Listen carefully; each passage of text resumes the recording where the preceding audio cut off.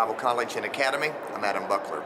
UBC for the nearly 30 years has gathered annually at the Indiana Statehouse to share the Christmas spirit through music and singing. We're so glad to be back again this year.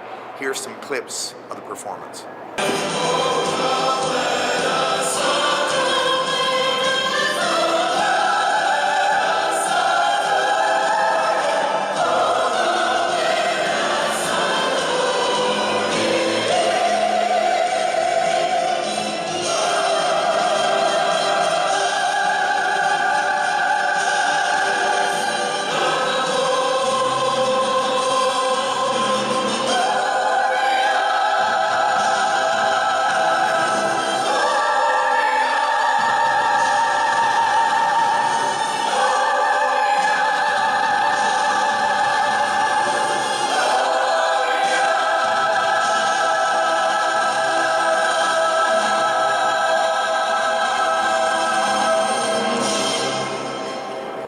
It was a cold Christmas Eve in 1952. Korea's in the throes of civil war.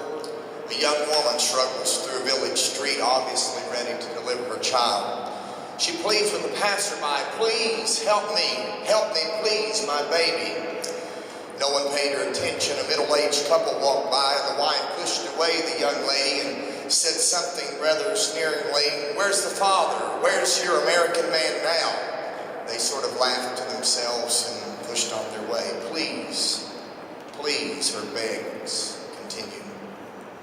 She'd heard of a missionary, a man that had a caring spirit and had made a difference in the community, and she hurried through the winter's night thinking to herself, if I can only find him, maybe he'd help my baby, maybe he'd do something to help the child that's coming. Shivering in pain, she struggled in the cold, made her way through the countryside, realizing she wasn't going to make it to the destination. She sought for a shelter under a bridge. It was there in the loneliness of a Christmas Eve night that she gave birth to her little child. She wrapped him up in the warmness of her arms and held him close to her bosom. As the night lingered on, her strength failed little by little. In the morning, the missionary rose, as he did every year, to take his presence throughout the village, throughout the community, to try to share some Christmas joy.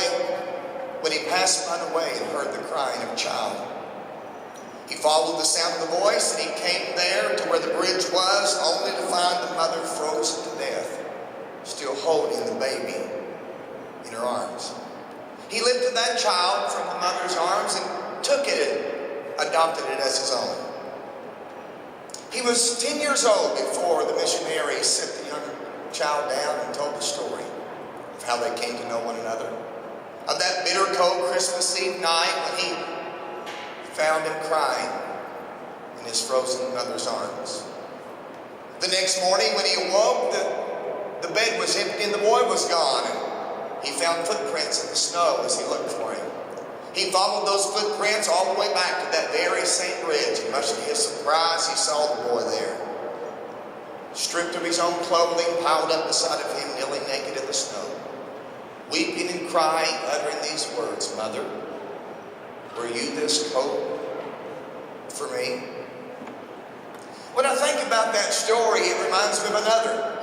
It reminds me of a time much far back beyond 1952 when the God of heaven saw the plight of humanity and said within himself, the only way that I can help this situation is to come down. He lowered himself, emptied himself, laid off everything until he, by exercising unspeakable, inexpressible love, could make a way to redeem us unto ourselves. We often say that the golden text of the Bible is John 3:16. You know it well. For God so loved the world that he gave his only begotten Son, that whosoever believeth in him should not perish but have everlasting life. And it is a beautiful passage. But this Christmas I call your attention to 1 John 3:16. It says, "Hereby perceive we the love of God, because he laid down his life for us." And he tells us that we ought to lay down our lives for the brethren.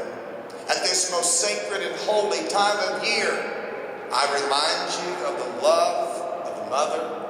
I remind you of the love of the father.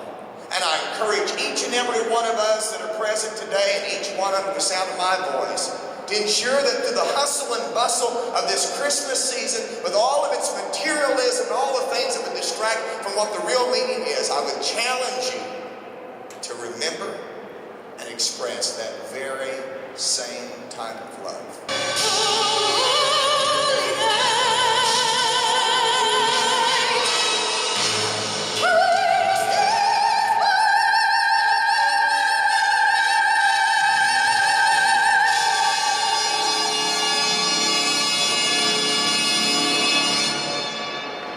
Great privilege to be able to come each year to the Indiana Statehouse and share. We thank God for opening up this door of opportunity to Union Bible College and Academy.